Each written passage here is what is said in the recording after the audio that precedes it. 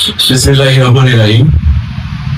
সমস্ত প্রশংসা মহান আল্লাহ তাআলার, যিনি মানব জাতির কল্যাণের পর চলার নির্দেশ দিয়েছেন এবং ক্ষতিকর ধ্বংসাত্ম ও নেশা জাতীয় সকল বিষয় থেকে দূরে থাকার শিক্ষা দিয়েছেন। দরুদ ও সালাম বর্ষিত হোক মহানবী সাল্লাল্লাহু আলাইহি ওয়াসাল্লামের উপর, যিনি মানব জাতিকে সুস্থ, নিরাপদ, নৈতিক ও ভারসাম্যপূর্ণ জীবন ব্যবস্থার শিক্ষা দিয়েছেন। নির্বাহী সারসংক্ষেপ: মাদকাসক্তি, অ্যালকোহলের ক্ষতিকর ব্যবহার এবং অনলাইন জুয়া বর্তমানে বিশ্বের অন্যতম দ্রুত বিস্তার লাভকারী জনস্বাস্থ্য, সামাজিক, অর্থনীতি এবং নিরাপত্তা জড়িত প্রবলেম।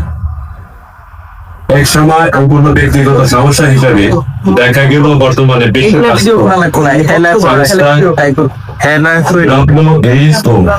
ওয়ার্ল্ড হেলথ অর্গানাইজেশন জাতিসংঘের মাদক ও অপরাধ বিষয়ক কার্যালয় ইউএনএসসিডিসি, বিশ্ব ব্যাংক, জাতিসংঘ উন্নয়ন কর্মসূচি এবং বিভিন্ন আন্তর্জাতিক গবেষণা প্রতিষ্ঠানে একমত হয়েছে যে এটি একটি উন্নতগত সংকট। এটি জনস্বাস্থ্যকে ক্ষতিগ্রস্ত করে, অর্থনীতিকে দুর্বল করে, অপরাধ বাড়ায়, পরিবার ভেঙে দেয়, শিক্ষা ব্যাহত হয়, কর্মক্ষমতা কমিয়ে দেয়, দারিদ্র্য বৃদ্ধি করে, মানসিক রোগ বাড়ায়, আত্মহত্যা ঝুঁকি বৃদ্ধি করে, সাইবার অপরাধকে উৎসাহিত করে এবং রাষ্ট্রের আইন শৃঙ্খলা ব্যবস্থার উপর অতিরিক্ত চাপ সৃষ্টি করে। বর্তমানে বিশ্বে মাদক, অ্যালকোহল এবং অনলাইন জুয়া এই তিনটি সংকটময় ক্রমশ একে অপরের সঙ্গে সংযুক্ত হয়ে এটি বহুমাত্রিক সামাজিক বিপর্যয় রূপ নিচ্ছে। কেন এই প্রতিবেদন? এ বিশ্ব সামাজিক পরিবর্তনের জন্য আবেগের পাশাপাশি নির্ভরযোগ্য তথ্য, বৈজ্ঞানিক গবেষণা এবং বাস্তবতা নীতিগত সুপারিশ অপরিহার্য। এ প্রতিবেদনে সেই উদ্দেশ্যে প্রস্তুত করা হয়েছে। এটি শুধুমাত্র সচেতনামূলক বক্তব্য নয়, এটি একটি গবেষণা ভিত্তিক নথি, এটি সচেতনামূলক দলিল, এটি নীতিগত প্রস্তাবনা এবং ভবিষ্যৎ পরিকল্পনা ভিত্তিক। জাতিসংঘের অনুযায়ী 2024 সালে পৃথিবীতে প্রায় 331 মিলিয়ন মানুষ অন্তত একবার অবৈধ মাদকে ব্যবহার করেছে। অর্থাৎ বিশ্বে 15 থেকে 64 বছর বয়সী প্রতি 16 জন মানুষের মধ্যে একজন মাদক ব্যবহার করে। মাত্র এক দশকে এই সংখ্যা প্রায় 34% বৃদ্ধি পেয়েছে। এর পিছনে রয়েছে জনসংখ্যা বৃদ্ধি, নগরায়ন, সংঘাত, দারিদ্র্য, মানসিক স্বাস্থ্য ও আন্তর্জাতিক মাদক চোরাচালান, ডেনসিটি, ড্রাগের বিস্তার এবং ডিজিটাল অপরাধ চক্রের সম্প্রসারণ।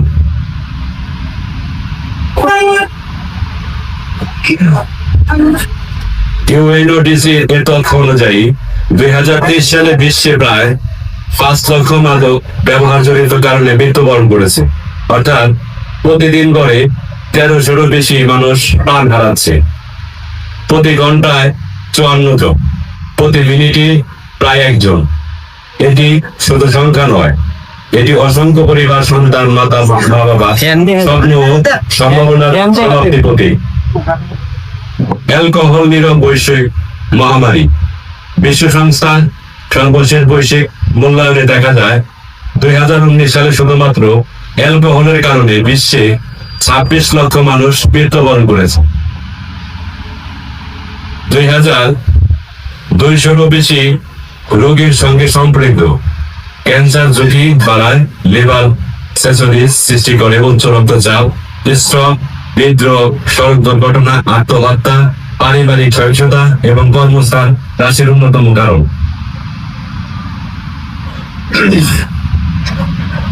বিশ্বের হারানো সুস্থ জীবনে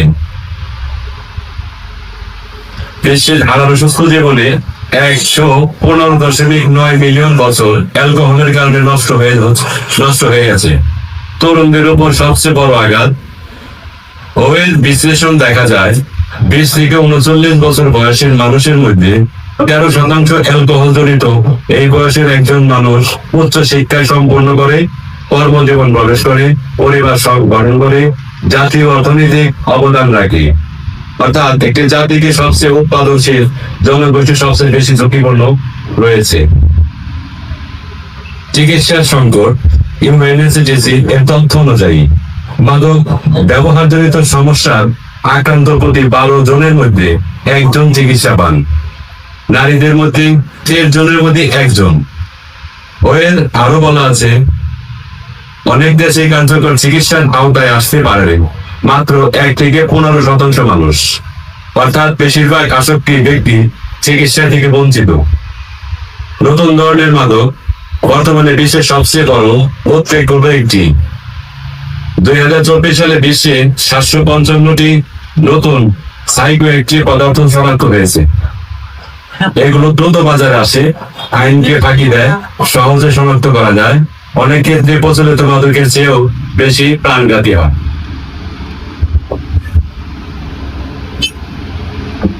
বিশ্বব্যাপী কোকিন উৎপাদন 1 দশকে 4 গুণের বেশি বৃদ্ধি পেয়েছে।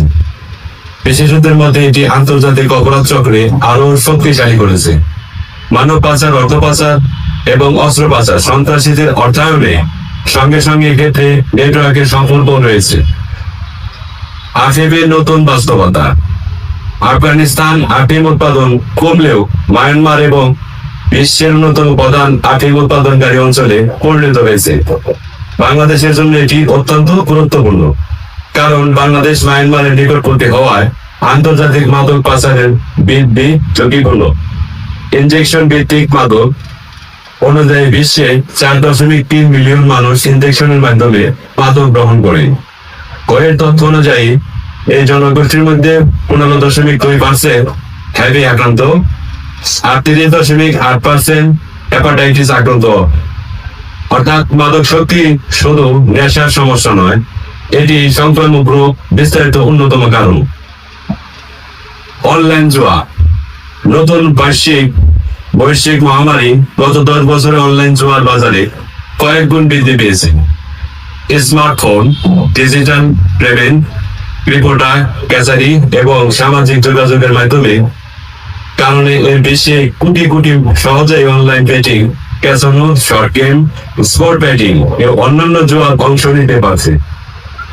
বিভিন্ন আন্তর্জাতিক বাজারে বিশ্লেষণ দেখা যায় বৈশ্বিক অনলাইন জুয়া শিল্পের আর্থিক পরিমাণ ইতিমধ্যে শত শত বিলিয়ন মার্কিন ডলারের সমতুল্য। আগামী দশকে আরো দ্রুত সম্প্রসারণ পূর্বাভাস দেওয়া হয়েছে।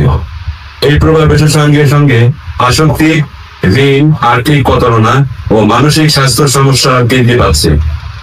বিশেষ উদ্বেগের বিষয় হলো তরুণ ও কিশোরদের লক্ষ্যে সামাজিক যোগাযোগের মাধ্যমে অনলাইন গেম এবং প্রভাব বিপণের মাধ্যমে জুয়ার প্রতি আগ্রহ তৈরি করেছে।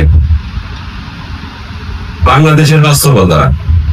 বাংলাদেশ ভৌগোলিক অবস্থান দক্ষিণ ও দক্ষিণ পূর্ব এশিয়া মাদক পাচার রুটের সংযোগের হওয়া দেশটি বিশেষ ঝুঁকিপূর্ণ রয়েছে। জাতীয় জরিপ অনুযায়ী বাংলাদেশ আনুমানিক 82 থেকে 83 লক্ষ মানুষ কোনো না কোনো ধরনের অবৈধ মাদক ব্যবহার করেন। দেশের মাদক ব্যবহারের আনুমানিক হার প্রায় 4.88%। গবেষণায় দেখা যায় প্রায় 59.2% ব্যবহারকারী 18 থেকে 25 বছরের বয়সে প্রথম মাদক গ্রহণ করে। ব্যবহারকারীদের মধ্যে 99.1% পুরুষ। বাংলাদেশের ব্যবহৃত প্রধান মাদকের মধ্যে রয়েছে গাঁজা, ইয়াবা, alcohol, heroin, Phensedyl, coding, injection ভিত্তিক মাদক এবং বিভিন্ন সেনসিটিভ ড্রাগ। সীমান্ত ও পাচার। বাংলাদেশের প্রায় 35টি সীমান্তবর্তী জেলায় মাদক পাচারের উচ্চ ঝুঁকিপূর্ণ রয়েছে। ভারতের সঙ্গে প্রায় 496 কিলোমিটারের সীমান্তে, মায়ানমারের সঙ্গে প্রায় 280 কিলোমিটার সীমান্ত। মায়ানমার থেকে ইয়াবা এবং ভারতের সীমান্ত দিয়ে গাঁজা, ফেনসিডিল ও অন্যান্য মাদক প্রবেশের ঝুঁকি দীর্ঘদিনের। এই বাস্তবতা মোকাবেলায় সীমান্ত নিরাপত্তা, গোয়েন্দা তথ্য ও বিনিময়, আন্তর্জাতিক শান্তি সমন্বয় আরো জোরদার করার প্রয়োজন। আমি আমার এই সংক্ষিপ্ত বক্তব্য রাখার জন্য আপনার ঘোষণার জন্য অনেক ধন্যবাদ।